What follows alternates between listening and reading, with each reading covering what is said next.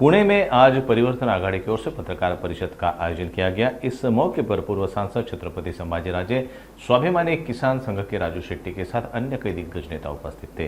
पत्रकार परिषद में बोलते हुए राजू शेट्टी ने बढ़ती महंगाई और बेरोजगारी को लेकर राज्य सरकार पर हमला बोला।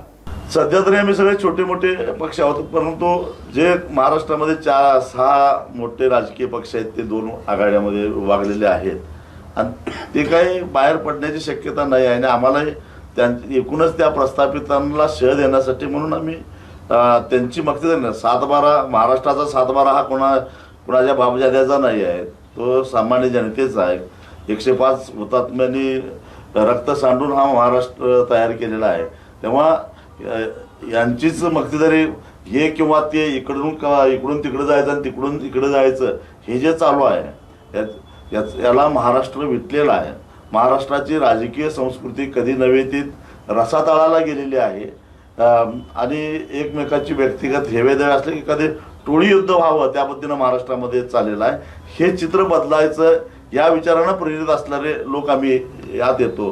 त्यामुळे ते प्रयत्न झालेले तिसऱ्या आघाडीमध्ये तुमच्याच काळात रेडॉलर्स असेल अनेकदा, पण तेवढा सक्षम पर्याय उभा राहिलेला दिसलं नाही। यावेळेस तुम्ही असं वेगळं काय करणार आहात जेणेकरून एक तिसरा पर्याय स्ट्रॉंग होऊन पुढे?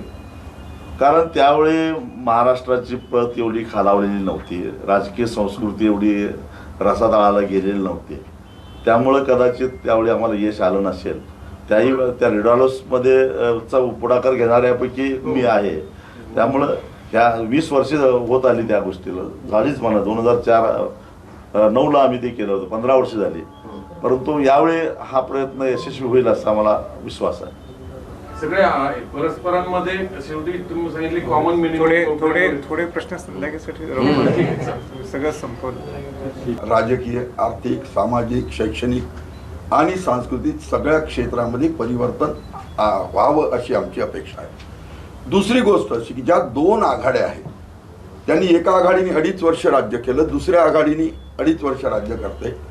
राज्यावरचा कर्जाचा डोंगर सतत वाढत चालला आहे आणि राज्य दिवाळखोरीकडे चाललंय हे चित्र आहे।